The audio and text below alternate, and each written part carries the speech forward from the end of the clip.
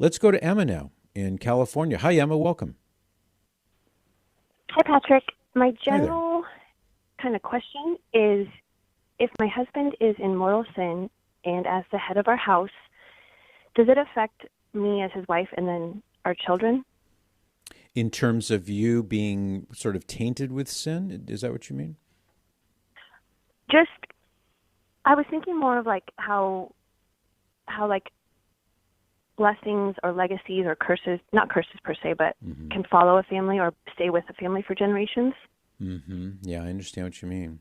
That reminds me of a passage in Jeremiah chapter 31 where it says, in those days they shall no longer say, the fathers have eaten sour grapes and the children's teeth are set on edge. But every man shall die for his own sin. Each man who eats sour grapes, his teeth shall be set on edge. Behold, the days are coming, declares the Lord, when I will make a new covenant with the house of Israel and the house of Judah, not like the covenant that I made with their fathers on the day when I took them by the hand to bring them out of the land of Egypt, my covenant that they broke, though I was their husband, declares the Lord. But this is the covenant that I will make with the house of Israel after those days, declares the Lord. I will put my law within them, and I will write it on their hearts, and I will be their God, and they shall be my people.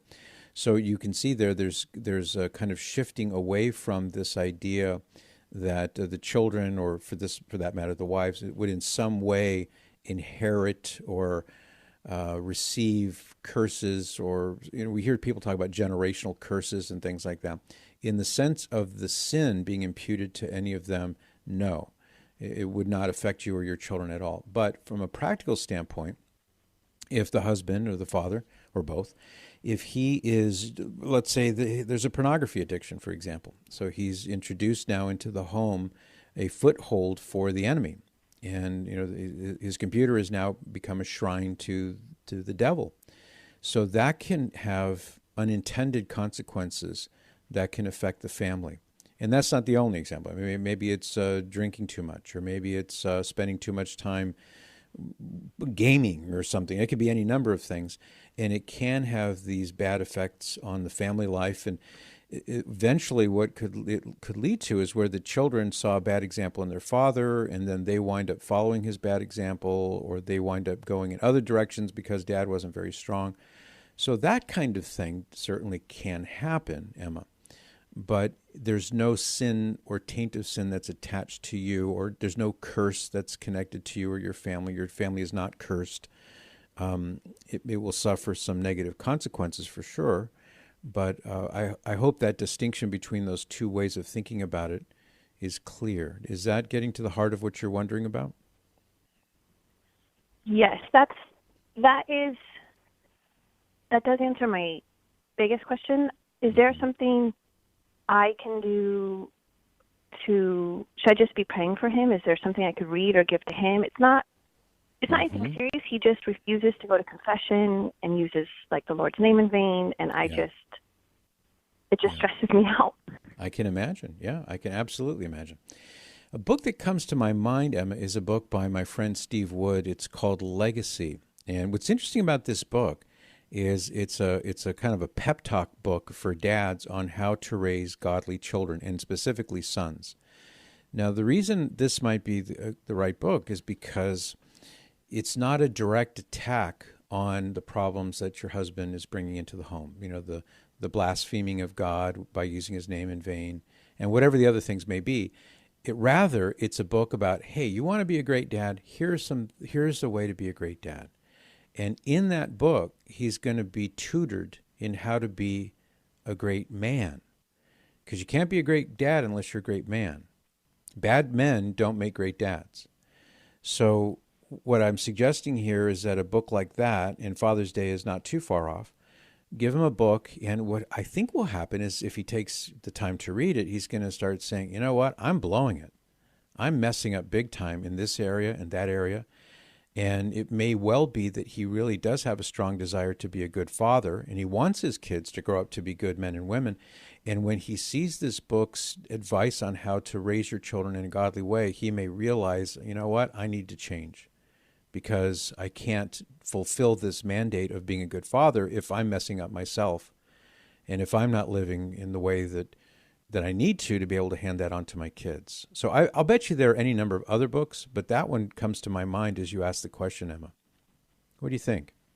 Okay, so Legacy by, was it James Wood? Steve Wood. Yeah. In fact, Kaylin probably has a link to Okay. it by now on the show Twitter feed if you want to check it out at P Madrid Okay. Show. And Steve, just for good measure, Steve's website is dads.org. Awesome website. I've known Steve for many years. He's actually a convert. He was a Protestant minister for years, and probably, 25, 30 years ago, he converted to the Catholic Church. And he's been a real leader, especially in the men's movement for that period of time. He's written some wonderful books. I just can't say enough good about him. He's also got a lot of resources for men and women too, but especially men, to get free from pornography. So I have no clue whether that's part of the bigger picture here, Emma, but you can't go wrong at dads.org. Steve Wood's a very worthwhile person, and I think that book called Legacy, it's about fatherhood. I think you'll find that to be a cool gift for your husband. Yes, I agree. That's wonderful. Thank you, Patrick. It's been on my mind for so long. I don't know where to I feel like he gets so angry with me when I try to talk to him about this stuff. Like say, hey, you might want to think about confession. You shouldn't receive communion because you're in. Yeah. You haven't gone to confession. He still does, and that worries me because I know you shouldn't do that. So it's just compiles and piles, and now he's kind of turning away from me and that. Yeah. I have another idea. Like 2 years out. I have another idea. Okay. This is a talk. There are two talks, both by the same priest, Father Bill Casey, and they're both free.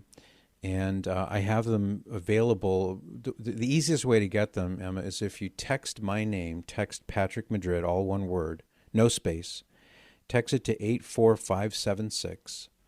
I'll repeat it so you can jot it down.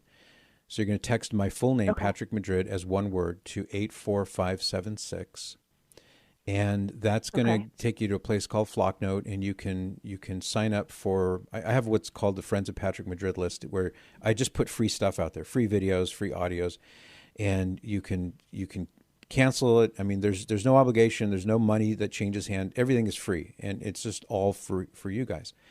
And the two talks that are there, you have to scroll down a little bit, but you'll find them, by Father Bill Casey. One is called Lukewarm Catholicism. That's going to hit your husband right between the eyes. Right between the eyes. That talk, if anything is going to get his attention, that talk will get his attention.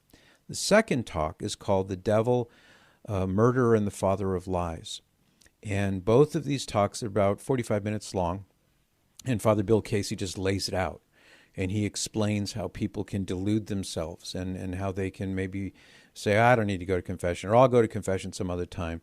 And he just exposes the folly of that kind of thinking. But these are powerful talks. He's a brilliant orator, and you'll find the talks riveting, and I think your husband will too. So if you want to get them, they're free. Just text my name, Patrick Madrid, to 84576. Scroll down a couple scrolls. You'll sign up with your email. You can sign up with your phone if you want. Again, you can cancel at any time. It's just there for people who want free stuff. And I would play those for your husband. And maybe sit down, pour a cup of coffee, pour a glass of wine, and maybe after the kids go to bed, the two of you sit down together and just play that talk and then discuss it. I wouldn't be surprised if it helps him to really see the folly of some of the stuff that he's doing. I'm sure he's a great guy, but even great guys can wind up going astray in ways that they don't really recognize. This will help him see that. Okay. Thank you, Patrick. Great. You're welcome, Emma. We're going to be stuck in the car for Easter traveling, so. There you go. There you go. See? Yeah. So you'll have a captive audience. I will, yeah. Yeah.